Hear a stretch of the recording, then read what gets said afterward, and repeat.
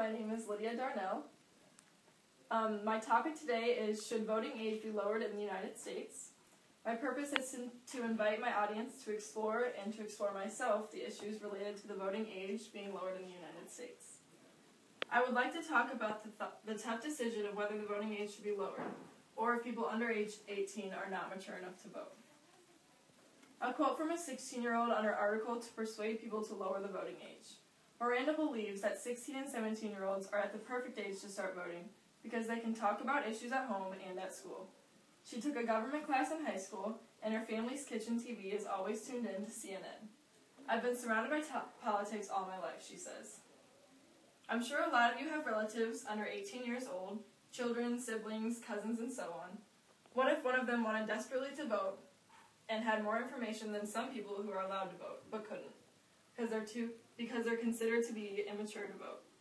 Today I want to discuss with you the advantages and disadvantages to lowering the voting age requirement, and for you to share your opinions on the topic as well. I have a sister who's 16, who I think would be mature enough to vote, but I also know several 16 and 17-year-olds that are not as mature as she. On top of that, I know a lot of people who are 18 and older that are not as mature as people who are 16. Considering this, I want to research the topic more and get other people's opinions to better understand the topic. I would like to give you some interesting facts about the voting age and issues with lowering it. I also want to give you some time for you to share your opinions on lowering the voting age to be better understanding all positions on the topic. Some advantages to lowering the voting age in the United States. Why give people under age 18 the opportunity? Why not? If we give the opportunity to everyone else, what's the big difference with letting 16 and 17-year-olds vote? Again, from Miranda, she thinks that people who are interested in politics are the ones who vote, no matter how old they are. Some adults don't vote because they aren't interested in politics, while some 16-year-olds might vote because they are interested in politics. Like Miranda said, we need people to vote who research and know what they're voting for. Therefore, if 16 and 17-year-olds are interested, then why shouldn't they vote? How could lowering the voting age help us?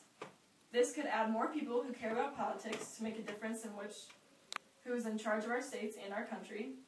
It could replace the lack of voting from college students, from busy lifestyles and going to college out of state. Show the importance of politics and voting to a younger crowd. It will be a topic highly discussed in their high school classes. Now I want to discuss some of the negative aspects of lowering the voting age. How can lowering the voting age hurt us? Allowing people who are not that mature, 16 or 7-year-olds, to vote. Teachers being a main influence in the teens' voting decisions, including beliefs opposite of their parents. Putting all the work and money into lowering the voting age and then having a minimum amount of 16 and 17-year-olds actually end up voting. Why not give people under 18 the opportunity? To make sure these students do not focus on politics rather than their school homework. The lack of responsibility of 16 and 17-year-olds could impact their voting differently than adults that do have responsibilities. They can be more gullible and therefore be persuaded by campaigning more easily. Now let us see what all your opinions on the topics are. What do you think is an appropriate age to vote? I think first thing that comes to mind, although I should know this, I don't, is about who's paying taxes. I think if you're voting, someone who's voting should be paying taxes. I really don't know if 16 and 17-year-olds pay tax when they work. But I would say that would be a factor I would consider. I don't know if that's an input or not, but there you have it. So that pretty much, I think, would say then that it should be 18, if I remember right. So I had to be 21 before I could vote, but I probably actually studied up on issues more when I was 16, 12 even, to 18, when I was able to at 21. But I think I would say 18. I'd be a little concerned for 16 that it's just, for most, I think just generalizing, most would not be really prepared. And like a driving permit, if they go through a class and then, learn a little bit and then know a little bit about politics and how it works, I think it should be, I think there are older people that have less maturity and less understanding of politics too. But we don't restrict them from voting. I think that taxation is a very good aspect. That, you know, the whole thing in America has been no representation without taxation. I remember that from my history class. But the other aspect is that my concern would be, you know, a 16-year-old or a 17-year-old in a dominant father's house saying, hey, you know what, you're going to vote this way, period. If I find out you don't vote this, period. That, for me, I think would also be a concern about the age being lowered. At 18, in some aspects, okay, there's no problem. You can leave, get a house, get an apartment, live someplace. But 16, 17, there's no place for you to go. So you have a bunch of kids under that age say, hey, you know what? We're all going to vote this way in this house. That's all there is to it, period. If I found out you don't, there's going to be consequences. So that's my concern about making it lower. Oh, that's a good point.